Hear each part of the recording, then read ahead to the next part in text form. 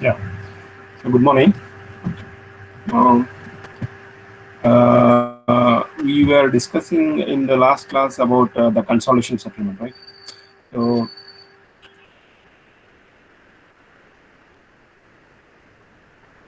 okay. So in the today's lecture, we will continue with the same consolidation settlement. So all of you can see my PPT, right? Yes. Please tell me. Yes, sir. Okay. So see, on Saturday's class when I took on Saturday, so there was a little bit network issue was there. So whatever I have recorded the lecture, it was not complete. So in between, some problem happened.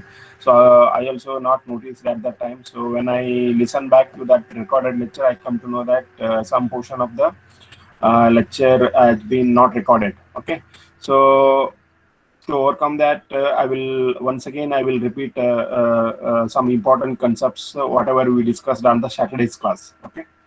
So on Saturday, we discussed about consolidation settlement. Okay. So this consolidation settlement, uh,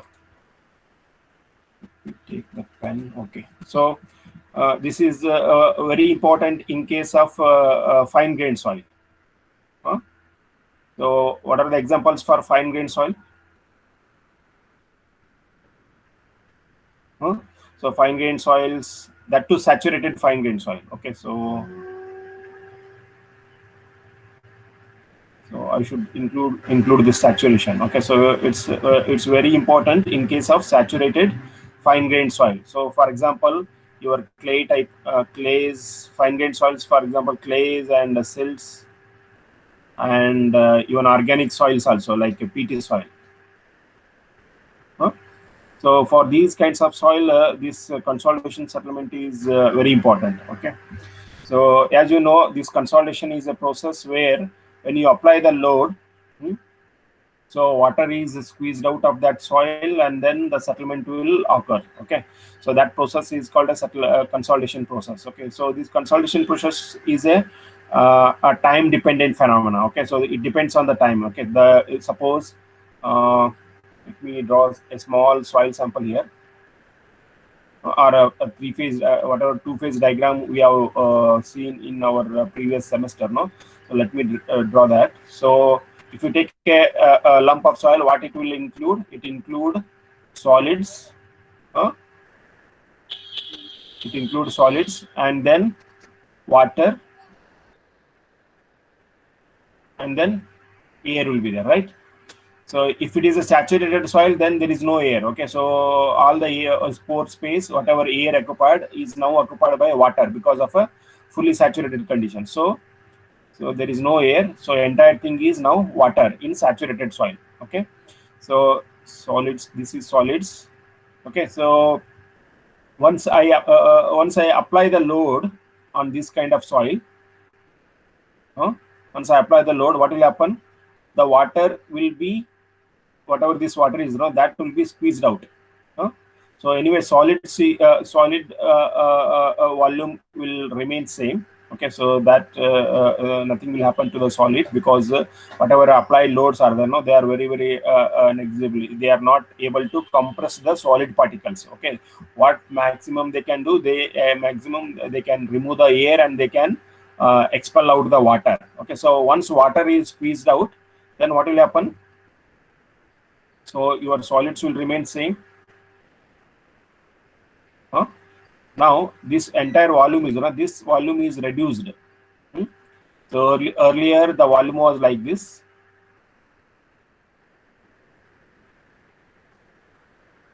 This much volume has been removed out because of expelling out the water. So that process is called as consolidation. Okay, it's usually these fine grained soils will be there. No, so these fine grained soils will have a very less permeability. Okay, so its K is very less. Since K is very less, so the expelling of water is the, it is a function of water. It is function. So the escape of water is a function of your permeability. If your permeability is less, then it will take a longer time to expel out the water. Okay, so that's why consolidation is a time dependent phenomena. Okay, So let me just I will recap about some whatever consolidation tests we have done in our previous semester. Okay, so in the as far as this semester's exams are concerned, this is not that important because you already learned that one.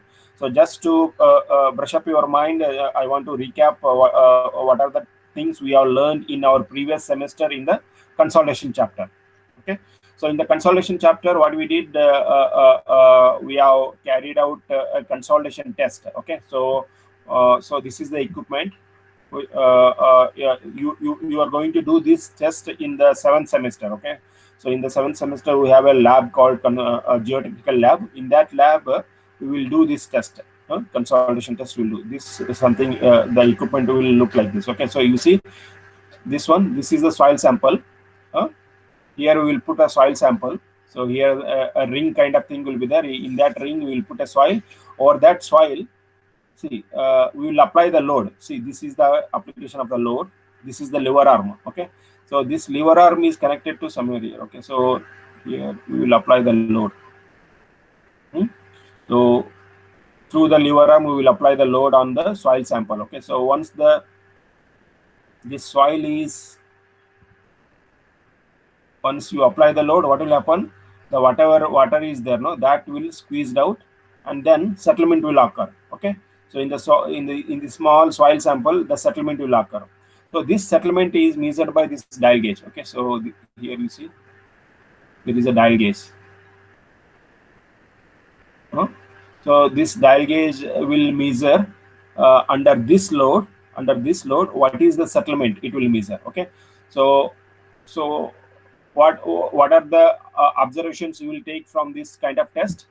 You will take what is the stress applied, that is sigma vertical stress, effective stress I am telling. Okay, so what is the stress applied? What do you mean by this stress? Stress is nothing but whatever this load is there, that load divided by your area. What is the area of the soil sample? So like that I will get the stress. Once I get the stress, and again I will get the settlement also from this dial gauge reading. Okay, so I will get the observations of a for different vertical load. What is the settlement? Okay, so these vertical loads also are there. No, these loads. Suppose today I applied some 10 kilopascal load or stress. So if I apply 10 kilopascal stress, then I have to leave it for 24 hours. Because in that 24 hours period, under this load, the consolidation will happen. Okay, so that means under this load, the water will be squeezed out. Okay, so in that 24 hours, how the settlement is occurring, I have to take the reading. Then the next day I will come. Okay, next day I will come, and then I will double the load. Okay, so instead of 10 kilo, double the stress. Okay, so instead of 10 kilopascal, now I will apply 20 kilopascal. Then I will leave it for another 24 hours. I will leave it for another 24 hours. Then I will take the readings under that 20 kilopascal. Now how much settlement is occurring? Okay, so then I will come next day. I will apply 40 kilopascal. Okay, double of this whatever applied load. So I will apply some 40 kilopascal. Okay, again 24 hours I have to leave, and then check the reading. 40 kilopascal, 80 kilopascal, like 160 kilopascal. So like that, around whatever your structural loads are going to come in that field. No, so depending on that loading condition, I will apply these loads. I will apply these loads, and I will leave it for 24 hours, and then I will check the settlements. Okay, so once I get so anyway, these things I already explained.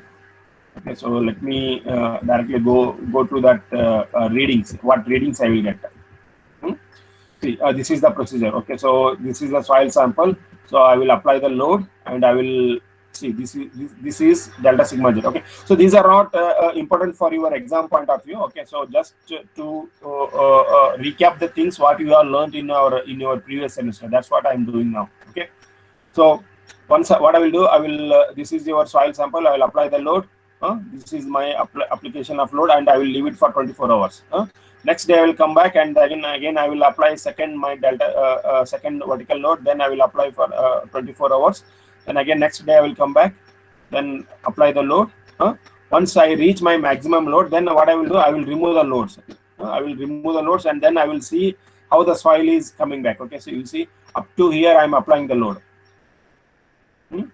I'm keep on applying the load. After reaching my maximum load, my intended maximum load, then I will remove the loads here. You see, I will once I remove the load, what will happen? The soil will be a little bit, it will get swelling out. Okay, so like this, the volume will increase here. Okay, so this is my graph. You see, this is the time.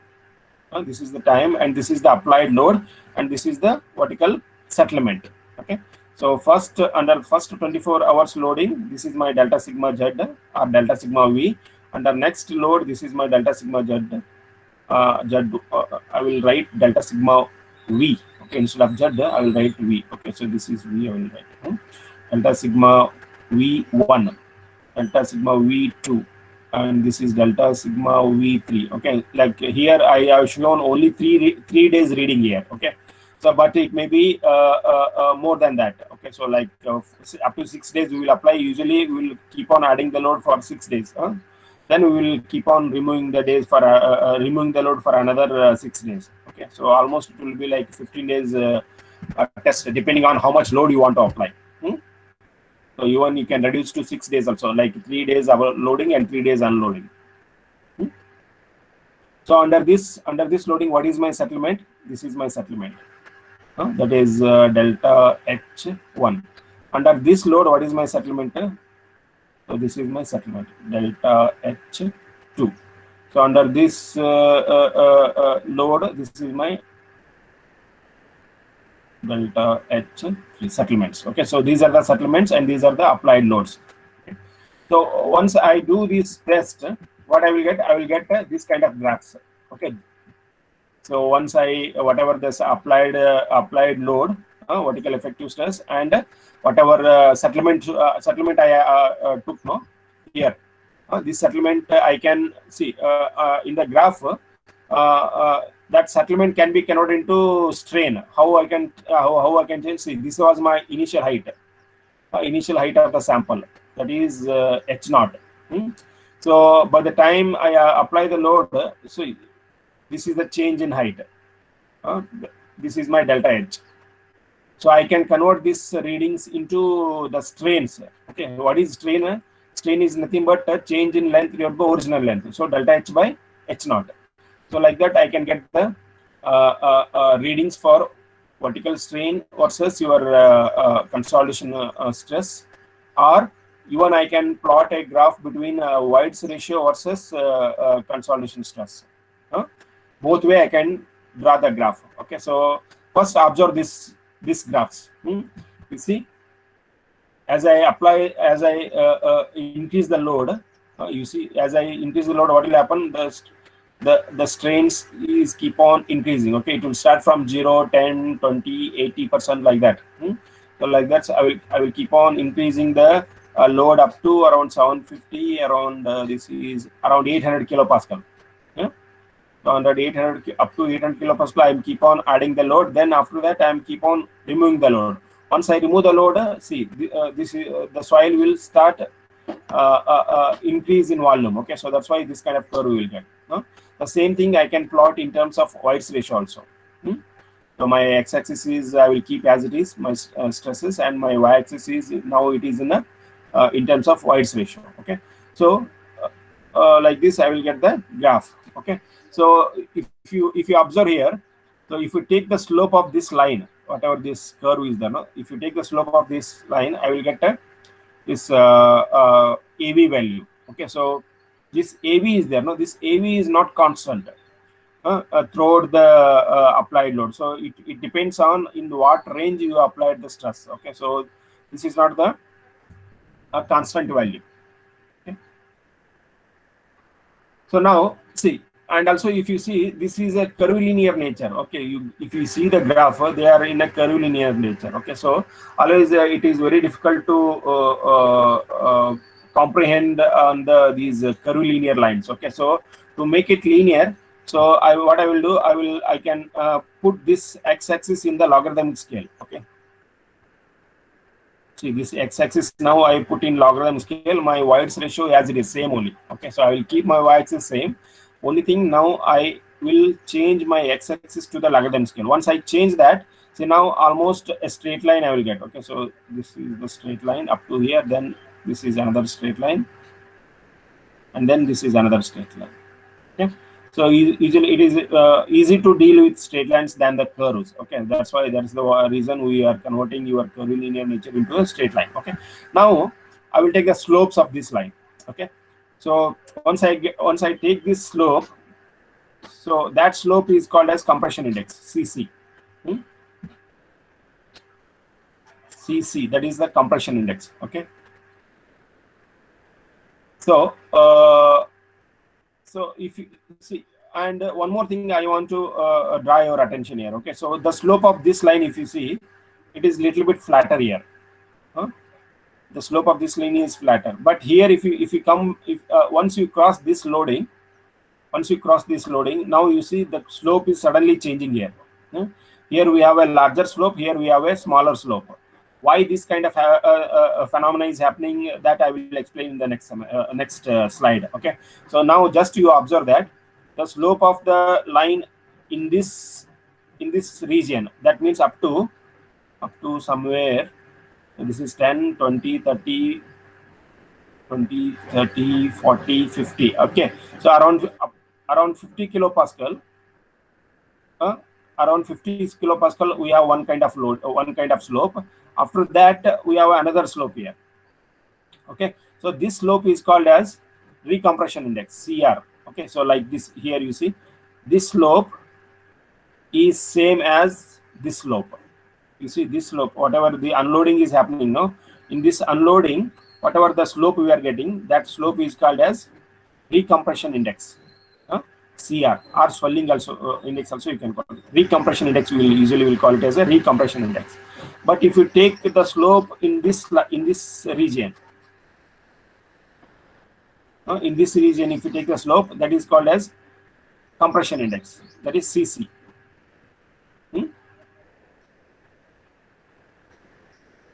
Understood, no? So the important takeaway from these slides are AV and MV.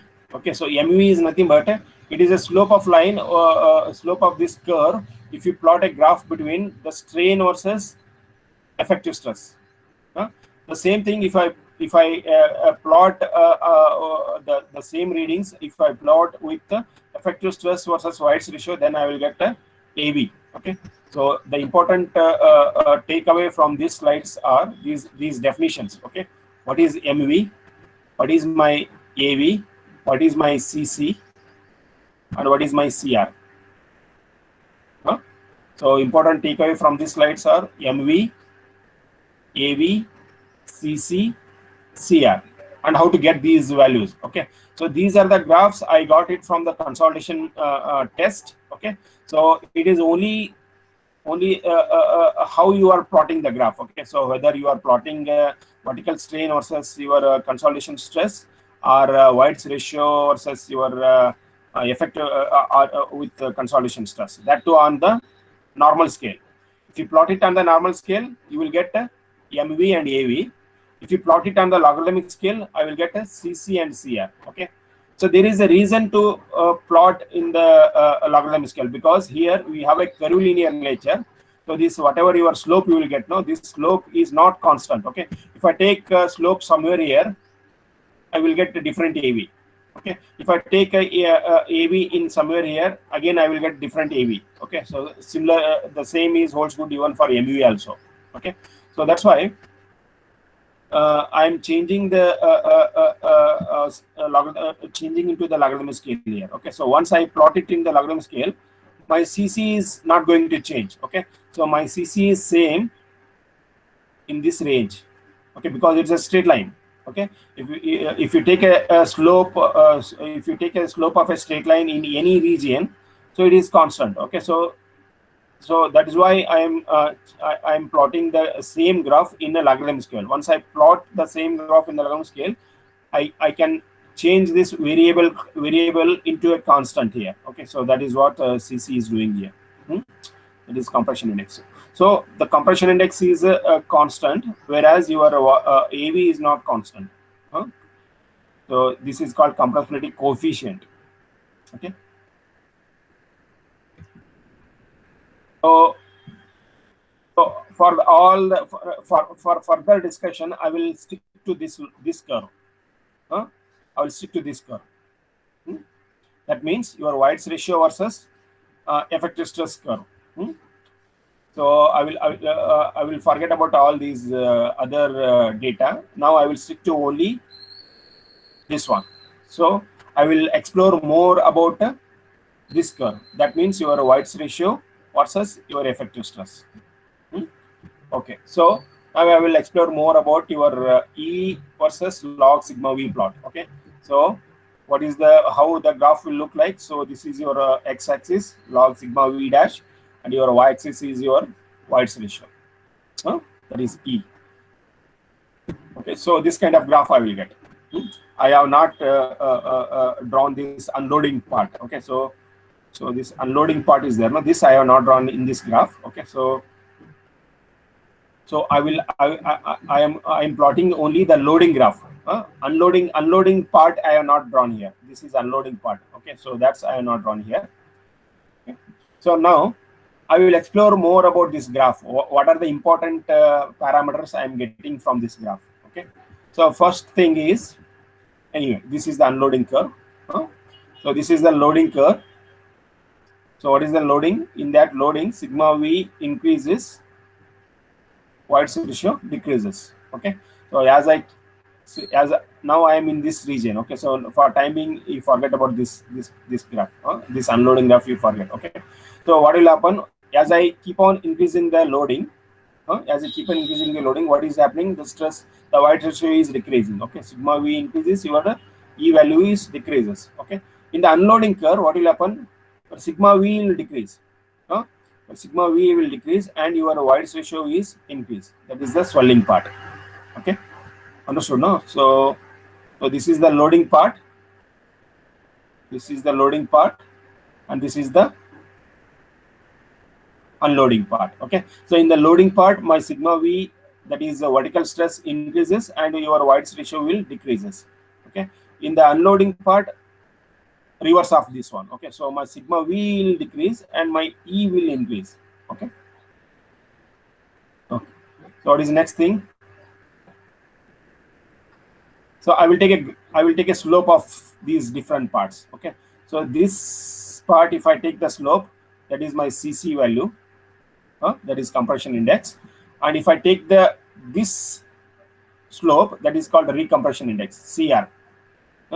So this slope is same as this slope. So that's why I'm calling this as a recompression index. That means this is also something like unloading only. How it is unloading, I will tell you later. Okay, so because suppose if you have a ground like this, if you have a ground like this, and here I want to construct some multi-story structure. So here I want to construct some like 15-story building I want to construct. Okay, so for this, suppose for a first layer you have a sand.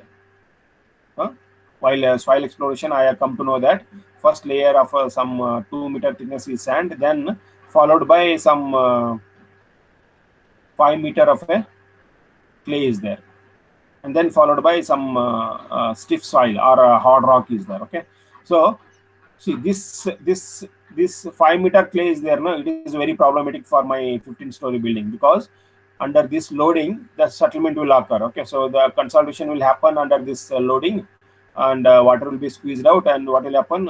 This will settle.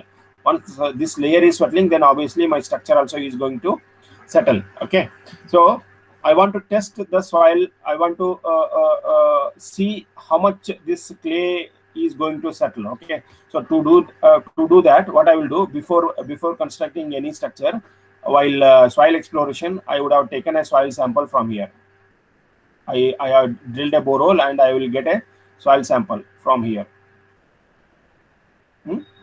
and then I will take to the laboratory. I'll take to the laboratory, and then I will artificially apply the load. Whatever due to my 15-story building is there, no, how much load is coming from that 15-story building. Now I will apply on this small soil sample. I will keep on applying. Okay, what will happen? See, while before taking the soil from this level, it is already under certain loading. What is that load?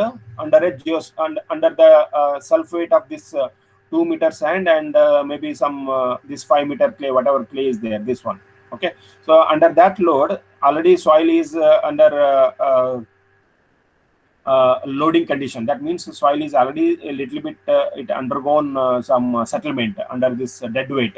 Once I remove that soil, no, from this depth, see, this load has been removed out now. So see, so now I am taking this soil sample in the laboratory and I am doing the test. Okay, so suppose this soil is under some 50 kilopascal loading before taking out the soil sample. Okay, so before taking out the soil sample, the soil has been subjected to some 50 kilopascal. Okay, so now I took out the soil sample and I am doing the laboratory test. Okay, so I will apply some 10 kilopascal. I will get 1 point here, and then I will apply some 20 kilopascal. I will get this load, this point, and then I will apply 40 kilopascal, and I will get this point. The moment I reach this 50 kilopascal, no, so suppose this is my 50 kilopascal. Now I will apply some 50 kilopascal. The moment I put this 50 kilopascal, the soil is there. No, this soil will suddenly recall it. Okay, I have been subjected to 50 kilopascal before. Now I have reached that 50 kilopascal here. Okay, now that's why whatever the loading is happening, like now here I have put something around some 80 kilopascal. Okay, so this 80 kilopascal load is there, no? This 80 kilopascal, it is experiencing for the first time in its geological history. Okay, so this 80 kilopascal, whatever I put in the laboratory, it is experiencing for the first time in its geological history. That's why suddenly you see the slope is changing here. That means if you apply the load, now settlement is increasing like anything here, because this much load it has never been experienced. Okay, so first time it is experiencing. So what will happen? Whatever your solid particle arrangement is, no, it will redistribute, and now the settlement is steeply it is increasing here. So why the settlement is less here? Because this much load, like a 10 kPa load or 20 kilopascal load or 30 kilopascal load, it is already experienced in its geological history. That's why the settlement is little lesser here. Once you reach this peak point, that is 50 kilopascal, that is the maximum load it has experienced in its geological history time. Okay, so until that the slope is very shallow. Once you exceed that load, the slope is very deep, very steep here. That means steep slope means what? For the increase in stress, there is a lot of increase in the White's ratio. Okay, so here the increase in White's ratio is nothing but like I'll put it in terms of settlement. Okay, so the settlement is lesser here, the settlement is more here for the increase in stress. Okay, because that stress it is experiencing for the first time in its geological history. Okay, so this is very important parameter. Okay, so this parameter I will call it as a pre-compression index. So let me erase this.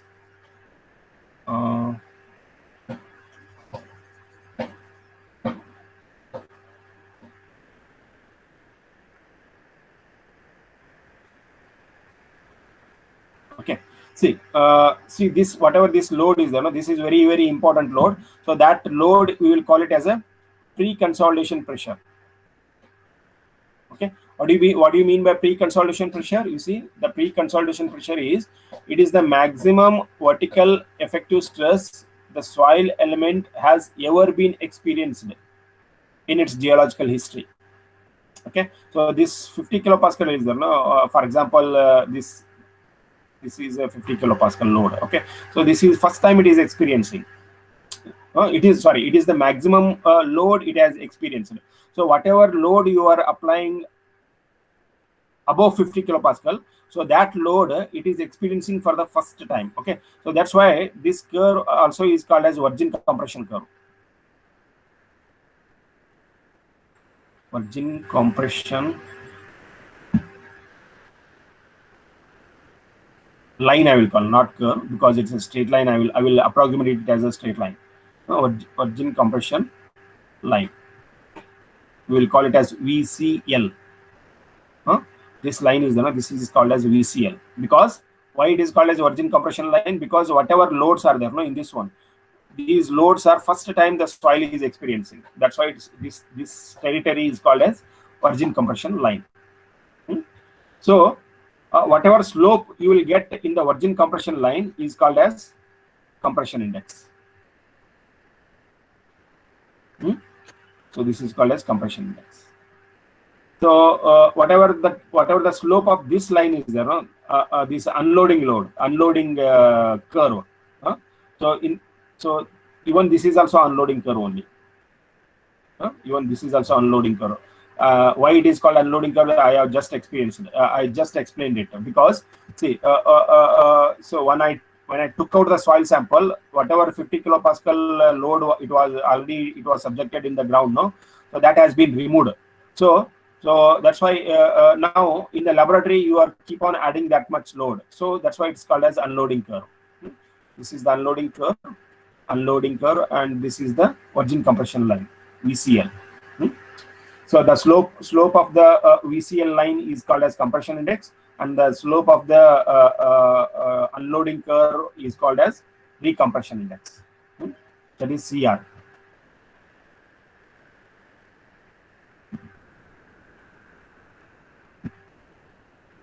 Okay. So here the important takeaway from these slides are how the curve is changing, and what do you mean by pre-consolidation pressure, and what do you mean by CR, what do you mean by CC, these things. And one more important point you should note here. See, this sigma p dash is this pre-consolidation stress. It is not a material constant. Okay, so it is not constant for forever, because this evolved during loading. So this means the soil has a memory. That means what happened? See, now this load is either this is also called as a pre-consolidation stress only, because this load is experiencing for the first time. Okay, so this sigma p is there. This is not a constant. It is evolving all along your virgin compression line.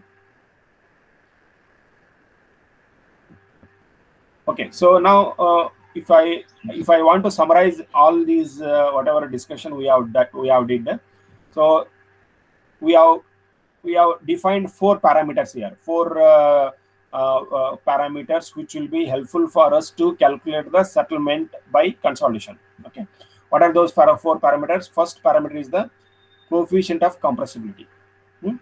So what is the coefficient of compressibility? If you remember my earlier graph,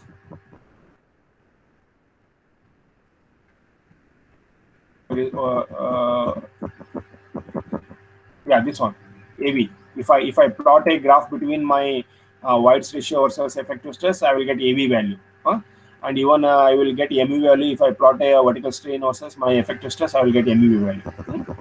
So let me define that, what is AV and what is MV.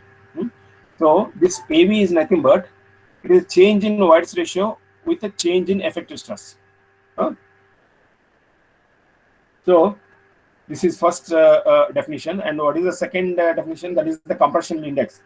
So that now compression index is nothing but once I plot this effective stress in the logarithmic scale, then I will get the compression index. So what is that compression index? Compression index is nothing but the slope of this virgin compression line. Okay, so this is my VCL line, VCL, virgin compression line. So the slope of this virgin compression line is nothing but my compression index. So how I will get this slope? I will get a, so whatever change in what change in this vertical stress to the change in my White's ratio. So this is my delta E, and this is my log of delta sigma.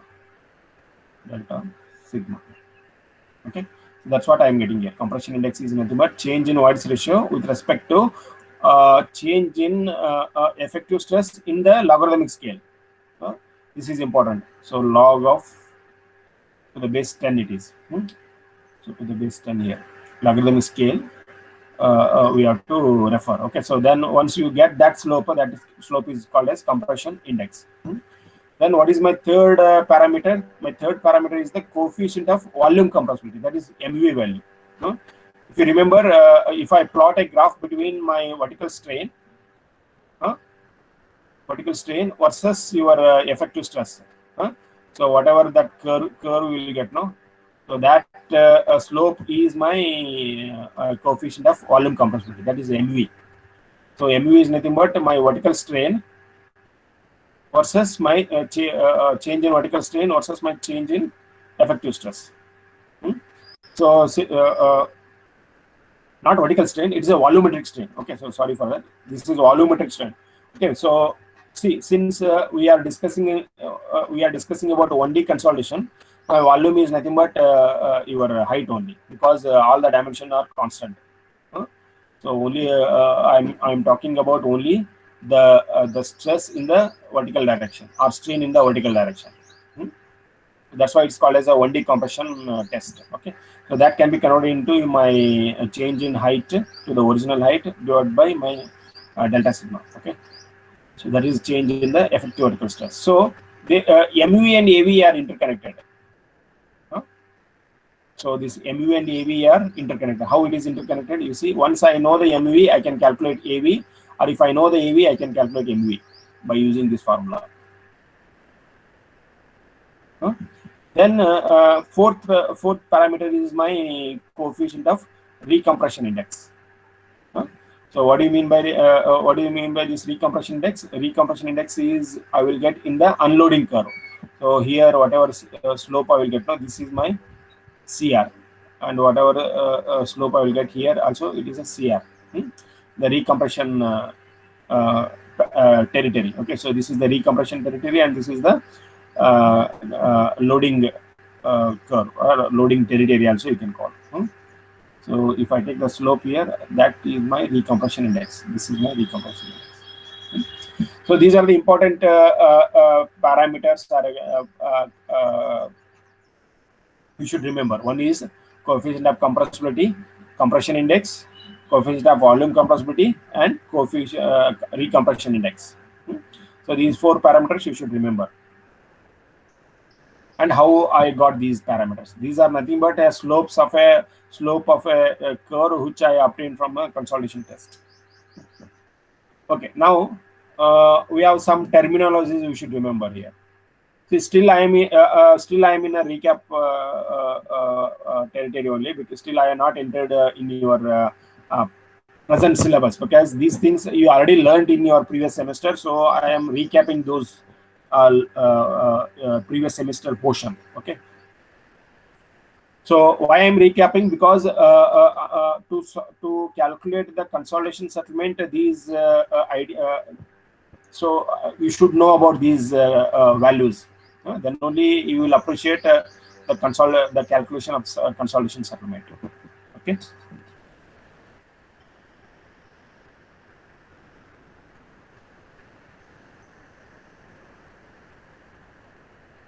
I think the next class is scheduled for you, I think, right? Hello? Yes, sir. Okay, so what I will do, I will stop it here. So do you get any free time today so that I can take 1 hour class today anytime? What time it will be convenient for you? So I want one more class today, 1 more hour. When shall I take?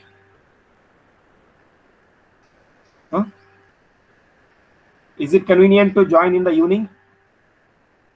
5 o'clock. Please respond. Anybody? Shall I take a 5 o'clock 1 hour class? Yes, sir. Evening. Yes, sir. Is that fine with everybody? If you have any objection for that, please let me know. Please respond.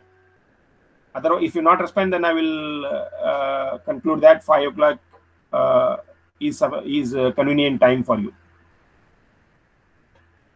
Okay, so we will meet again today in the 5 o'clock. Okay, so in that I will explain you what are these over consolidated or under consolidated, normally consolidated. Those things I will explain. Okay, so because my Saturday class was not recorded properly, that's why I'm repeating all the things in this class. Okay, so what I will do, I will stop it here.